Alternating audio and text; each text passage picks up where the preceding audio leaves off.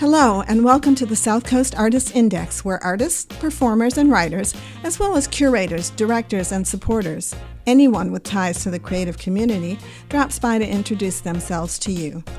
We'll talk about their beginnings, their vision, their passion, and so much more. The South Coast Artist Index podcast is brought to you in part by Heavenly Spirits, who invites you to celebrate the art of life and creative communities everywhere. Learn more at heavenlyspirits.com. Hi, this is Ron Fortier with another episode of the Artist Index in Focus podcast. And remember, we're brought to you in part by the Mass Cultural Council, and we're sponsored by the great folks at Heavenly Spirits Imports. And today is going to mark, I believe, our 110th podcast. I could be wrong.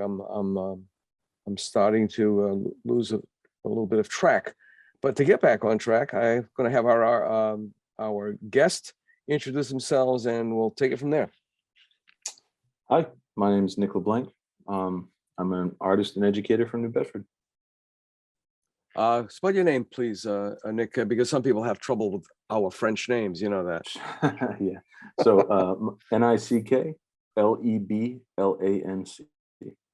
Okay. Yeah, it's amazing. Just with my name alone, I've been called Frontier, Forest, Fortier. It just is like, no, it's Fortier. Yeah. Yeah. So, going back in the way back machine, I generally ask people,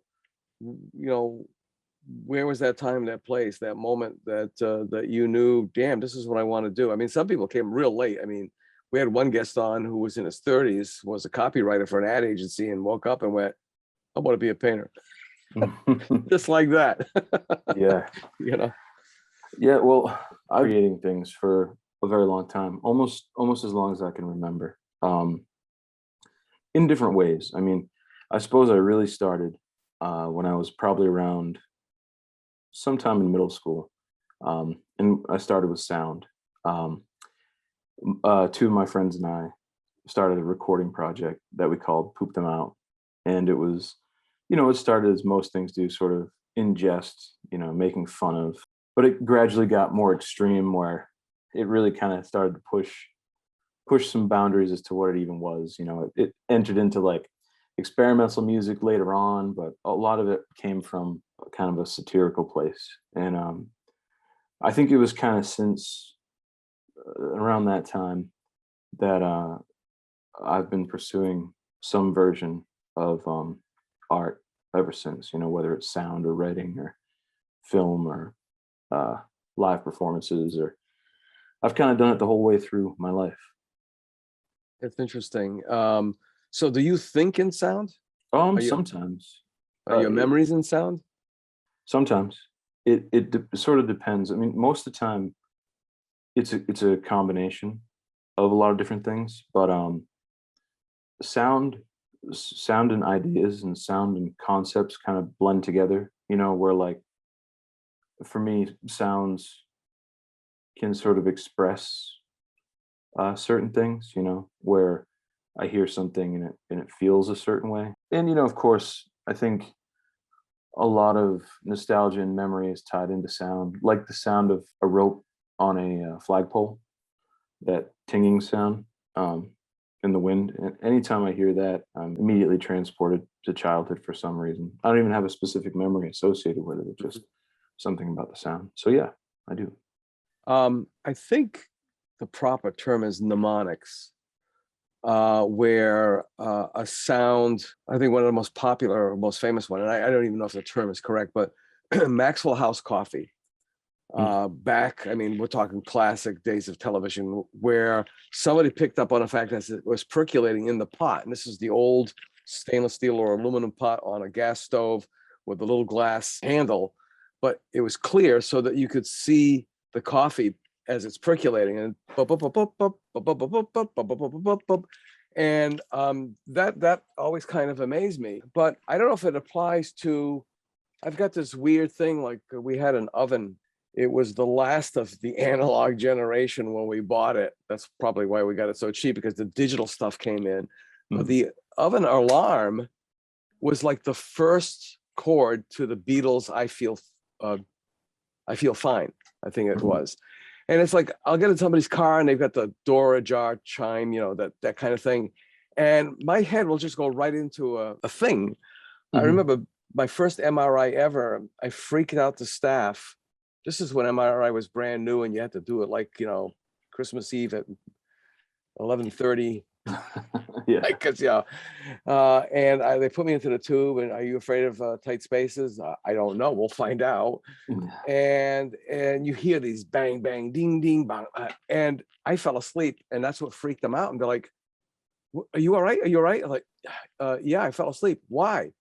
Well, what else you got to do in here? And I would hear these ding, ding, boom, and then all of a sudden my head would start putting together. So I'm wondering, I mean, how normal, quote unquote, is that?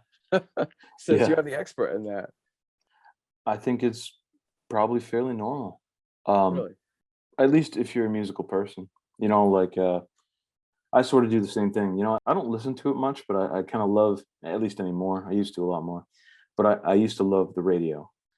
One thing I loved about the radio is kind of what we're talking about here, where there are these commercials in between, and then there's bits and pieces of song, and then there's sounds that are associated specifically with radio, whether it drops out for a second and becomes staticky, so forth, so on. But it kind of develops a world onto itself. And I think kind of like playing around in that world when you're a kid, sitting in a car, listening to that, idly staring out the window while your parent is driving. I think that stuff kind of imprints. And I think that as you get older, that practice of kind of putting sounds together, or idly listening and building patterns in your mind, kind of continues even when we don't realize it's continuing. So then, if we're isolated and you put us quite literally in a giant tube and play a bunch of weird binging and banging sounds around us, I think it might just sort of happen. Sort of a way to survive. It's funny, you when you mentioned about the radio is so depressing. I mean,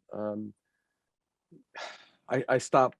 I only listen to public radio, which is all talk news kind of thing, and somewhat informative. But I'm the type in my studio I can go and I can paint without anything on, and if I do put anything on, it has nothing to do with what I'm painting.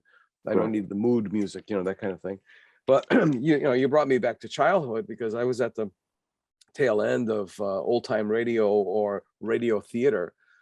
Who knows what evil lurks in the heart of men? The Shadow do. Henry Aldrich, and all the sound effects that they did. In fact, I think as late as the 70s, WBRU, when it was still like almost a pirate college station, did, and it just hit me now, Moon over Morocco. Phenomenal. Because there was this old story, this old anecdote about a father and son, and the father says to the son after dinner, or in this neck of the woods after supper, "So you want to listen to the radio? You want to watch TV?" And he says, "Nah, I'd rather listen to the radio. The pictures are better." yeah, exactly. So how long have you been doing this now? With music, or with art, or with what? With the whole thing, yeah. Well, like I said, I've been doing it for years, since I was younger. I've been doing it more seriously now, I guess over the past 10 years or so, and especially over the past 6 years. I've been pursuing writing quite a bit, and I do a lot of readings. I've submitted a lot of pieces. I've published some books. I'm currently seeking a literary agent, so I can kind of crack it into the next tier of this kind of stuff. I have one novel out that is currently being queried and going through that whole hellish process. I've been doing it, like I said, for about 6 years, and writing has kind of been at the center of it. But I mean, before that, I've been in bands, and I've been doing sound art for a long time. I work with an organization called the Collective in New Bedford. It's a nonprofit, and I'm the president of their board. And we do a lot of live theater, but we've also done short films. and musical performances and all that kind of stuff as well. So, you know, over the past 4 or 5 years, I've gotten more serious, and in the past couple of years, I'm trying to push it even outside of just the South Coast. I also work with another group called Anomaly Poetry, which is run by New Bedford's poet laureate, Sarah Jane Mulvey. And, you know, putting on performances. And for UMass Dartmouth, I actually did the Star series a few months ago, which was at the Star store in the corner, the corner window, and did some spoken performances. I don't want to call them poetry specifically or short story, or sometimes when you start thinking about what things are, you can kind of get lost in arguing why you hang a label on them, like a Yeah, dinner yeah. jacket has to be for dinner. Yeah, exactly. Yeah. You kind of get lost in that and don't really focus on what's actually happening, you know. You listen to The Moth? Oh, I have. Yeah. Yeah, and there's another one I think that's similar to it, but it's got more of I think a bit more of an edge to it. They're primarily people who it's almost like a survivors kind of group, people who have dealt with abuse of some sort. You know, their lives have been turned upside down. Yeah, my issue with a lot of like spoken word stuff and some of the Moth stuff is that anytime I get the whiff of self-seriousness kind of going a little bit too far, and an artist kind of using it, when I can smell it on an artist, I immediately want to satirize it. You know, I have a hard time sitting through some of that stuff. In a lot of the pieces that I've written or performed are explicitly kind of about, you know, kind of subverting that idea, you know. So yeah, I like it, and everybody likes hearing a good story, you know. But sometimes I guess what I'm saying is sometimes you can tell that the performer is not on stage for the story, but the performer is on stage for the performer. And then it becomes kind of hard to listen to and watch, you know. Right. I started to laugh because all of a sudden, Iago from Aladdin, and it's like, look at me, I'm surprised for not being surprised. Right. And you probably really have to like contain yourself as best as you can, because you know it'll just take off on you. Speaking of UMass, do they still publish The Temper? I think they do. Someone actually just sent me like a link. I think they're doing last I heard they were doing online publishing. I'm not sure if it's in the physical world. Yeah. Someone sent me a link saying that I should submit some stuff for them. But I'm not sure. I think so from what I understand, yes. Yeah, I mean, it would be great. I mean, if I don't know if anybody's ever done it, because I remember being on campus back, well, as far back as God, I'm old, 69. And it was, you know, really serious. They had a letterpress. I mean, they would actually this was a nice publication, so it was, you know, the publication itself was a piece of art. And obviously, you know, the students who were really trying to hone their craft, you know, was recorded in there. Two people that popped to mind for literary agents, you probably know them or you've probably spoken to them, would be James Bobrick, who's published, and Chuck Boucher, another Frenchman. He's had several books. I don't believe they're like vanity press pieces, but no, he's been around. So, and that's you know, that's part and parcel of this whole artist index, to try to at least identify and contact all of the visual, performing, and literary artists in the area, because memory is great, but then when you're dead, Right. you know, there's no hand down or there's no pass down that would you know, that exists, and that's really what we're looking at trying to accomplish. Now, you teach at what grade level? High school. At the high school, New Bedford High. Yep. What are your impressions of it? I mean, the kids obviously grew up in a much more stimulus saturated environment than you did, and obviously you grew up in one that was more so than the previous, your parents' generation and so on. Well, I think that I'm 33, so I'm a millennial, and our childhood was super saturated at the time in the 90s, and frankly, a lot of my adult life has been kind of shedding some of the BS that comes with being, subjected to an overly saturated world. And these kids, it's almost a hopeless cause. I mean, for who's out there right now, they're struggling pretty badly.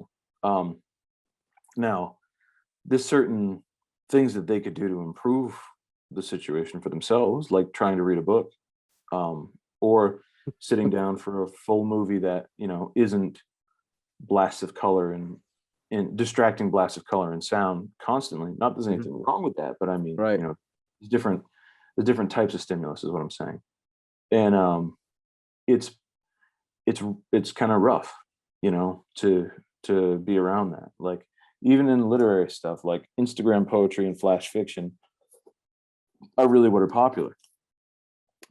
Anybody can be a poet on Instagram if you write a few words and you make them look like they mean something. Like what's her face, Rupi Kaur.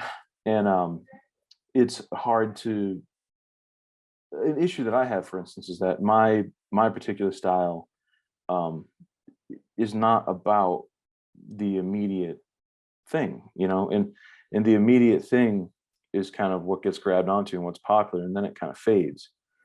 I was lucky that, I listened to a lot of music, I watched a lot of films, I read a hell of a lot of books, and I learned the gratification of kind of sitting with something, and being an artist and having made albums worth of music and having written a book that was 111,000 words.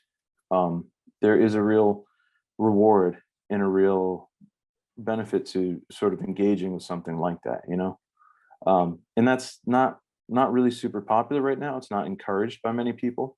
In fact, I teach science, but I know that in some like ELA, English language arts classes, they're not even reading full books. They're barely even reading short stories.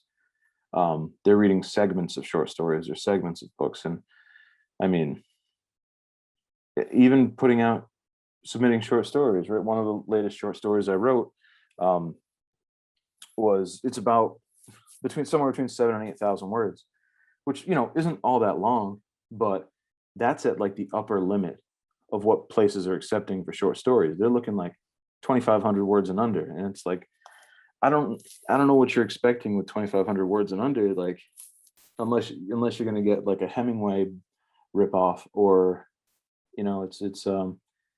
it's just kind of, there has been a real effect on culture, I think is what I'm saying.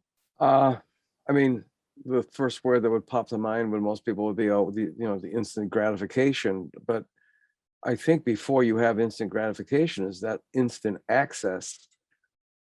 And then, there are people who, well, like me, who go into a restaurant, and this is like a joke in the family. They give me a menu, and I always tell the wait person, ask me last, because in my head, I'm flip-flopping. I'll make several selections, and I'll probably end up going back to the first one that I chose in my head, but don't ask me first, and I would prefer a spinner, like on a game board, and whatever it lands on, that's what I'll take. And then I've worked in restaurants where it was a multi-page menu, and you've got some guest. I had to really some guest who says, "Is that all you got?" It's like,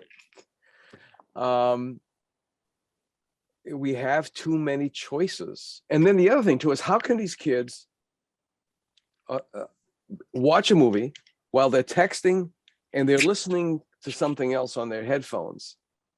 So they're this supposed multitasking, yet they have no bloody idea what's going on. I remember, and fast forwarding, when I was teaching at the university, getting them to read a chapter was something. Mhm. And then it got down to a paragraph. Yeah. Well, I think, as far as like the film is a really good analogy for this. Yeah. Because film is so, at least popular film is so reflective of the times, right? There's so much big money that goes around that millionaires and billionaires are only going to throw money toward the things that people are buying, right? Mhm. And so that's why popular film, you see this, like, popular film is like car design. After a while, everything looks exactly the same because it's, just kind of pushing forward in that direction, which is why we have CGI swirling messes and no character development. But to that point, I think watching something that someone now would consider slow, like even something that I think is engaging and dramatic, like a Kurosawa movie, you go watch Rashomon or Seven Samurai, or anything like that, and it takes a while, right, as compared to what happens now. And it's about sitting there and watching the cinematography. And the beauty of those type of films is that when you engage with them and you truly engage with them, it's a feedback loop. What you put into it gets pulled back to you. Now, the problem is that a lot of entertainment, because some of it isn't art, is empty, where if you watch it, the longer you watch it, the less there is. Even though there's so much happening, the more you think about it, there's less there.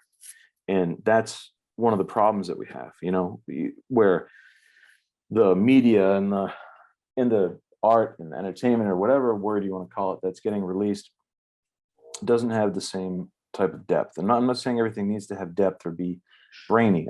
A good example of what I mean is like, what was it, 2016, George Miller's film Mad Max Fury Road, right? I don't know if you ever saw it, if you're a fan of the Mad Max franchise, but that film is amazing. Saturated colors, incredible compositions, full world built. It's nonstop action, wall to wall. There's not a lot of words, but the more you watch it, every time you watch it, there's something else. And it's so much better than some of the stuff you'll see out there that really is just more about, smashing that dopamine button that's hiding in your brain, or serotonin, and making you feel good, which, is the same thing that our phones do. And the same thing that things like Instagram and Facebook are designed to do. They're designed to give us those, hormonal injections. So I think that's what we're up against. I mean, the bang bang shoot 'em ups, these action films, even the genre, the terminology is changed. It used to be action heroes, and now it's all basically the rehashed comic book heroes, and they're all the same. You just change Captain America for Superman, you swap him out with Batman, it's the same crap. And then one of the probably better examples is watching a British crime drama versus American crime drama. American crime drama is a lot of bang bang shoot 'em up, car chase scene after car chase scene, a couple of rolls in the hay, and whatever. The UK ones are totally different. There's one that I've told several people and I don't normally watch any serial television or anything. I've just gotten away from that. I'm going back to reading and that kind of thing. But it's called Stay Close. And I tell people you have to have muscle relaxants or whiskey or something to watch this, because the first episode of the first season alone, you're going, what the, and it's like your nerves are already like completely taut. They're ready to snap, and you're like, wow, that was tough. The next episode, you're like, okay, well, they're gonna start settling in and stuff, and it's like, what? It just keeps coming at you, and then all of a sudden you're sitting there like, I'm like so overstimulated because my brain's trying to figure out a solution to the problems they keep throwing in front. And just when you think you have a respite, they whack you in the head again. And it's really, what they call a taut, tense, and the character development is like absolutely phenomenal. You get to a point where you can't trust anybody. Yeah, well, character development, I think, is one of the things that's really lost. And I think part of the reason why big companies rely on things like comic books, or they rely on things like adaptations, because the assumption is that there's a cultural awareness. Like pretty much everybody in the world knows who Batman is, right? Mhm. And so if I'm making a film, I really don't have to get an actor who's going to convey character development in the same way. It makes things a bit easier. You throw in it. And again, I'm not trashing comic book movies, Yeah. because I think that there actually has been some good stuff. But it's more just about the big budget thing. I mean, really, ultimately, the problem is where art and commerce meet, capitalism takes over, and it creates consumables rather than Yeah. pieces, and that's what happens. And occasionally in our world, things that aren't just consumables can slip through and have an impact. An Mhm. example being like Bong Joon-ho's Parasite, where that got some press and it deserved it, and it wasn't just a capitalist shill. Yeah. Yeah. It's too bad. I mean, Well, I have gone through periods of time where I've been rather snide, crass. For example, American culture is an oxymoron. We ain't got no culture. And so, I think I'd actually pull apart from that idea a little bit. I think that there is American culture. I just think it's not. I just don't think that popular culture represents, American culture. Like there are some incredible American songwriters who've come out in the past 30 years, even though it might not feel like it. There's been some great American novels that have come out in the past few years. And the part of the challenge is that what people consider America generally comes from white supremacy, right? It's kind of that white supremacist notion. Like one of the best American novels that I've read that's come out in the past 7 years is The Sellout by Paul Beatty. And he's a black professor. He's a black psychology professor. Well, now he teaches writing. He had studied psychology, but he's a black professor, and it's and for my money, it's probably like the best satire ever written. It's incredibly written. It's dense. It's so funny. It is so seething, and it's something that could only be written by an American, because it explicitly is about the race problem in America, which is sort of the defining characteristic of America at this point. And the older I get, the more that I sort of believe that Toni Morrison was kind of the greatest American writer, period. Because her and I don't mean that in like the stereotypical woke white person way of saying that. I mean that, and if you read her work and evaluate it from a literary perspective and understand her life, she was a Mark Twain scholar. And if you read those things about her and you understand it, and then you go read a book like Sula, which is maybe 160 pages. It's short, about two women growing up in the Midwest, being in America, and no one from any other country could write that, because it is what America is. And I mean, I think you could probably argue that like the Beat generation, was a good example of American culture as well. Yes. Because you get stuff like William Burroughs, who for my money was the best writer of the bunch. And I'm not even referring necessarily to as like experimental cut up stuff. I just mean on a sentence by sentence basis, the stuff that he could write is kind of more impactful and smarter and funnier than the other guys. But I really think there is some great American stuff, but the problem is the capitalist nature of our country just upholds that top 40 attitude, where you basically you listen to a song and all you hear is compression, drums, and a bass line that gets your blood pumping. Yeah, there's a lot of noise, and I don't mean that in regards to the music. I mean, there's just noise, visual noise, auditory cultural noise, noise, cultural noise. And as you're speaking, you're sparking off these things in my head of, growing up in the 50s and 60s, and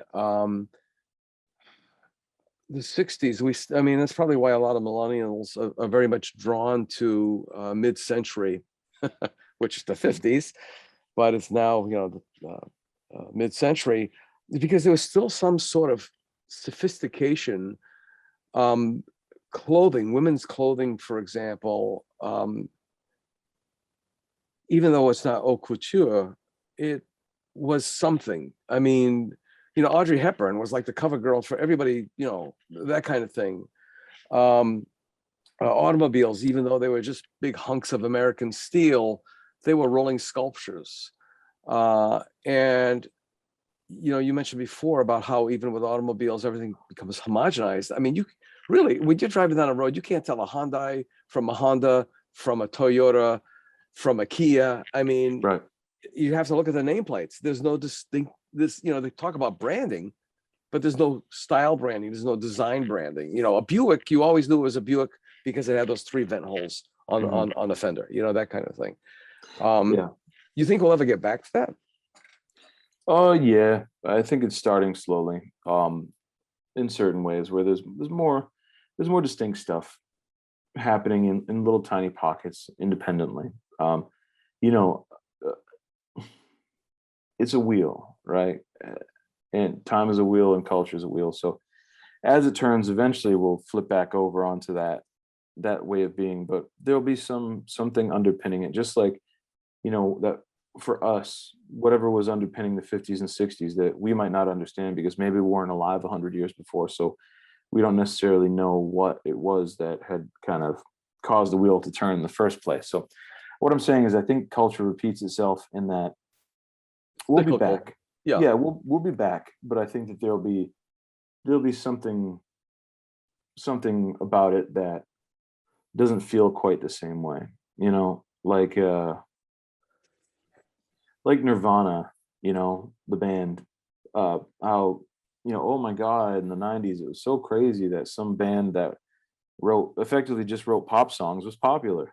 No, it's not. What was freaking people out is that these guys, I mean, Kurt Cobain looked like a movie star, so he had the looks.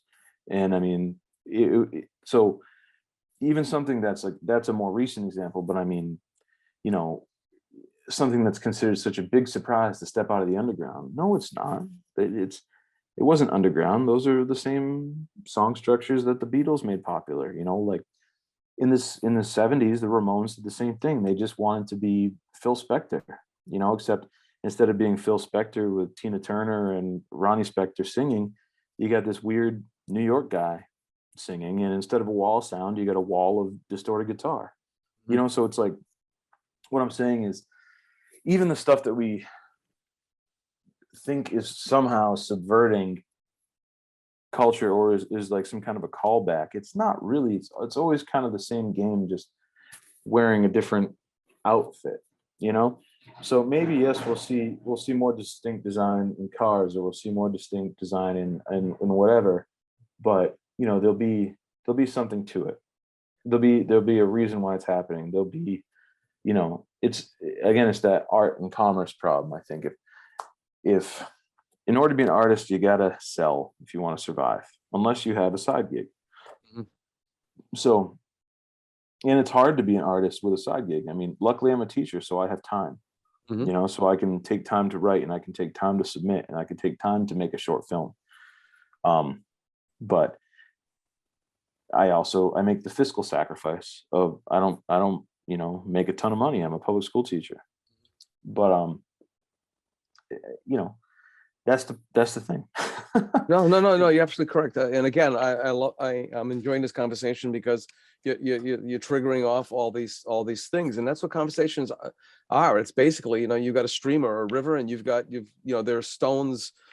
Some of them are visible, some of them are not, and you're trying to get your way across. And it's not like Doug the dog on Up, like squirrel, which I guess pretty much would, if we would have sectionalized this conversation, that's where we really started off. Is there's just so much distraction, and there's no focus. As an artist, I kind of. I think that those things, I focus on some of those things. Like this book that I wrote, I should give some context. I went to Holy Cross in Worcester, which is like a fancy pants Jesuit school that a lot of rich kids go to. I'm not a fancy pants Jesuit or a rich kid, but I wound up there. And the experience that I had of being a millennial who was exposed to the college machine, of, you know, you got to go to college, there's these opportunities, and then you kind of get spit into the system, into the elite New England college system, and you see exactly what is happening, and you can smell the business all over the place, and you can see the politics. You can see that a lot of the people who go there are effectively like our Supreme Court Justice Brett Kavanaugh. They're those sort of people. And nothing is the way that anyone says it is. They say it's that way to sell it to you and to convince you of some, system. So in that book, which again is sort of, there's some satirical parts to it as well. I address that general feeling, and so I think that it's funny that our conversation is headed in this direction, is what I'm saying, is because even in my work, I touch on a lot of those things. For example, even speaking of radio, I did this mini album that's sort of still in progress. It's called Make Jazz, which is it's a joke to that as well. But the idea of it was, it's taking bits and pieces from different songs, lectures, it's sample-based stuff, and then putting it together into some kind of a narrative that comments on itself. So when you listen to it, there's bits and pieces, and there's jokes within. I call them jokes because I'm not sure what else to call them sometimes, but it's ideas that comment on itself as it develops. And it's, in my mind, it's how a radio show should be, if, in my ideal world, where it's bits and pieces chopped up by somebody and turned into a whole other thing. And so I tend to like that idea, and there's another short story that I'd written where you start out thinking it's a story about a young kid trying to help his friend do some kind, go on without giving too many details, to accomplish some kind of a task that seems like the type of task that a kid would accomplish, a fantasy. Mm-hmm. And then it ends up becoming something very different than that. And so it's playing with those ideas of expectations and playing with the idea that you're given expectations by virtue of existing when we exist. And so what expectations you bring to something sometimes are the thing that end up biting you on the behind, because the piece was coming from a different angle the whole time. Right. No. I get it completely. Have you ever seen the movie? It was kind of a sleeper, but it's become a cult classic with Meg Ryan and Tom Hanks. And no, it's not Sleepless in Seattle. It was Joe versus the Volcano. No. Which is a movie that you don't ever want to watch when you're depressed. At least, I remember I was out on a business trip, and I didn't really want to be there, and it was playing on the hotel room television, and I watched it. I was like, oh my God. But it's actually kind of a comedy in a way, but it's check it out, Joe versus the Volcano. There are some funny parts in there. Yeah. There are some funny parts in there, and it's ludicrous, and it's satirical in a lot of ways as well. Brain, was it brain fog that they called it? Anyway, it's just about people just being stuck in a place that they think they have to be, and they give up so much just because that's one of those American values. Put your nose to the grindstone and shut up. The other thing too is the paradigm shift, and a lot of people throw that term around, but basically what it is, it's a revolutionary imposition on an evolutionary process. So this pandemic is going to cause a paradigm shift. 9/11 obviously caused a paradigm shift. And your generation, and my daughter has 11 years on you, so she's still within that bracket. They were like into forced frugality in a lot of ways, because they realized that if they went to college, they'll never ever pay off that student loan. If they took a bite out of that, they'd never be able to buy a brand new car. They'd never be able to own a home. They'd never be able to go on a vacation. So either A, they got in debt and had to go bankrupt, and because there's always that element, or B, they started to be doing these end arounds, these hacks, probably more with a mindset of their grandparents and not their parents. And I would, when I was in marketing, it's, to me, very similar to being an artist, because you have to be an observer of things. You have to see trends and fads, trends, patterns and such. And younger people, because at one point everybody thought microbreweries were dead because they came out, it was a big thing. Then the big conglomerates came in, like Anheuser-Busch, wiped them all out, absorbed them up. And then all of a sudden you start seeing them pop back up again. It's like, what the hell? And then, walking with the dogs through the neighborhoods back when we had those open recycle bins, I started noticing, I know these young couples, and I'm looking at the beer labels, and it's like, it's not a 30 rack of, nothing in a glass with bubbles, Coors, or in this other garbage. This is like pretty premium microbrew stuff. We're talking, I don't know, $12 at least for a 6-pack, which is, when you can get a case, for a few bucks more of something else. So I would start asking my college students, what gives with this? And it's like, well, somewhere along the line, consumption without pleasure is just that. Yeah. So and that's true. And you made me think of something too when you were talking. You were saying, you talked about how like 9/11 would be a paradigm shift, and this the pandemic is a paradigm shift. And I think what the next step of things is, this next step in critical thought is the moment that you realize, yes, those incidences were responsible for paradigm shift.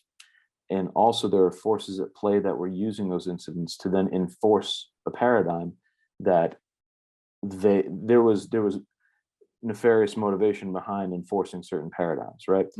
And I say that from a non-conspiratorial perspective. I mean, it's just what happens. You have businesses, or you have politicians, or you have somebody taking advantage of a situation and pushing culture in a certain direction after an incident, right?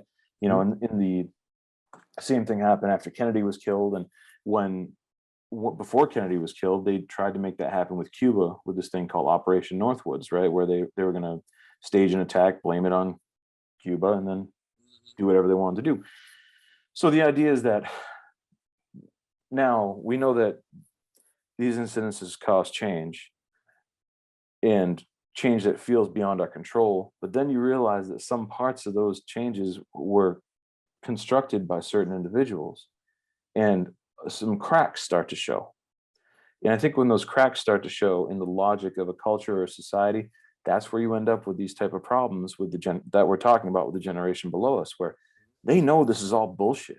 But I know this is all bullshit, right? I'm 33 and I know it's all bullshit.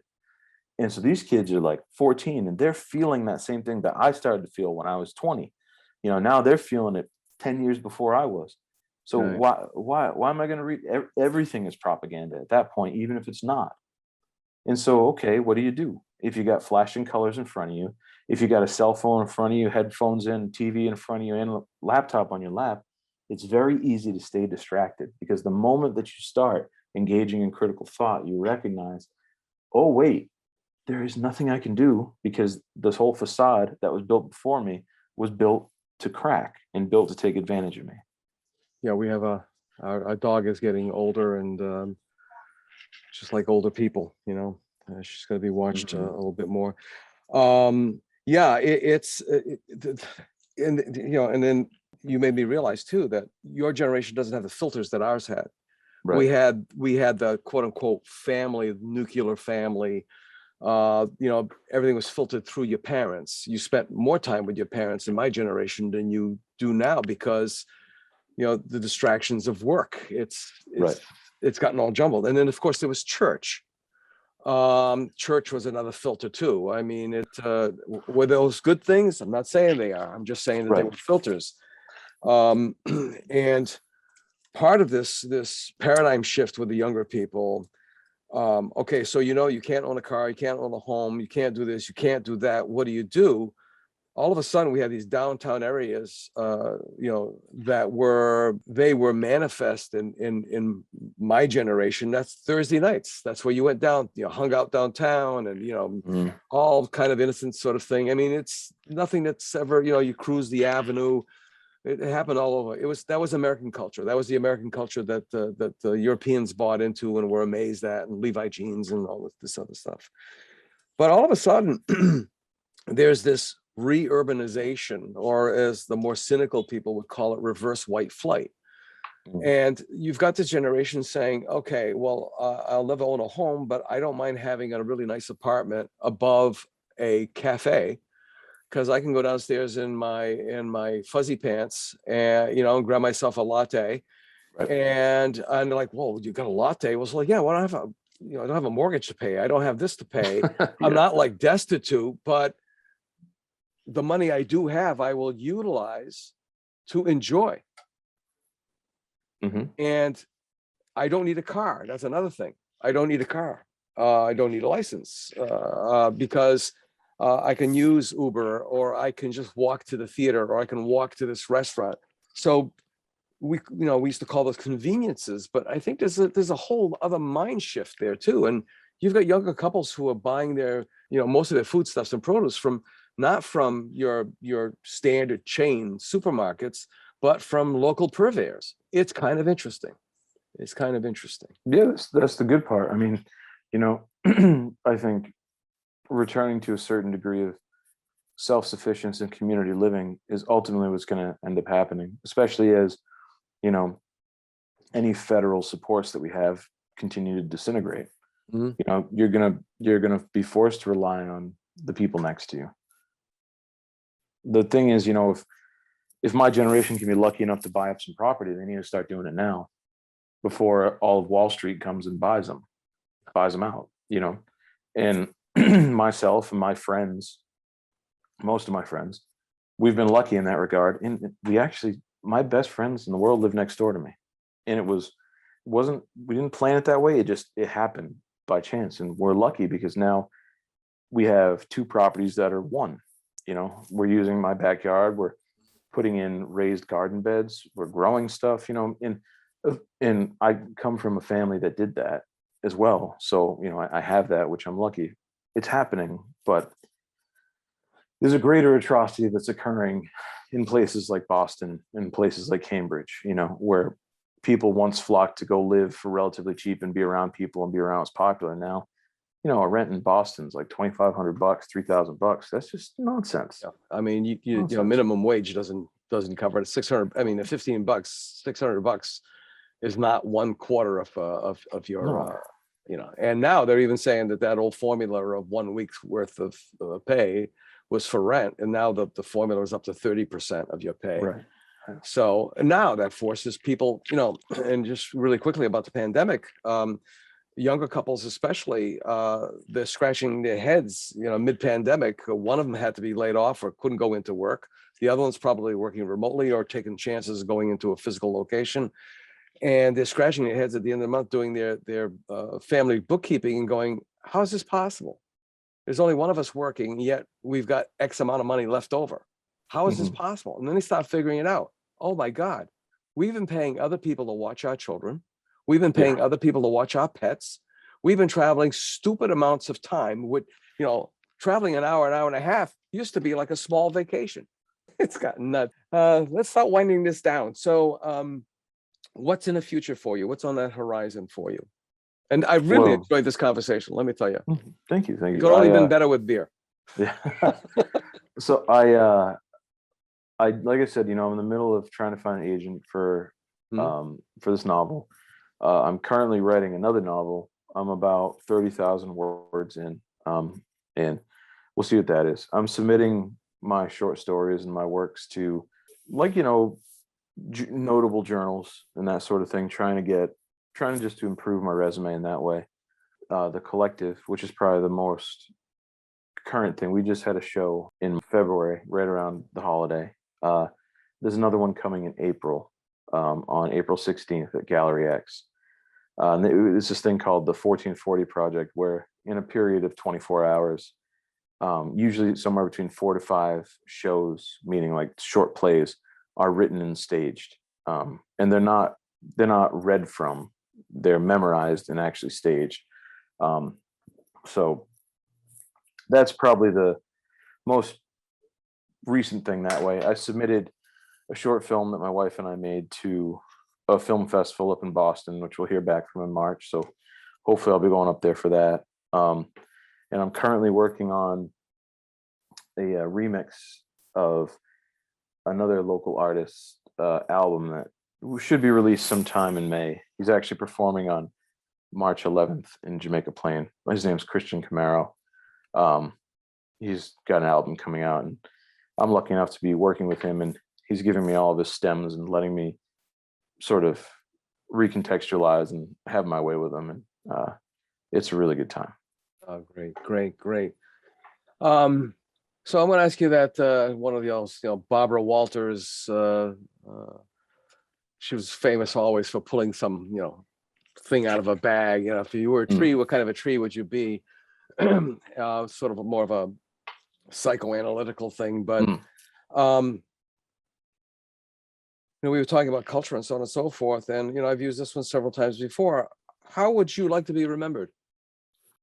By the people who loved me and by the ones who I loved. And that's pretty much how I'd like to be remembered, as a person. As far as anything that I've created, whether it's writing or music or whatever, I just hope if anybody engages with it, it makes somebody think, makes somebody feel, and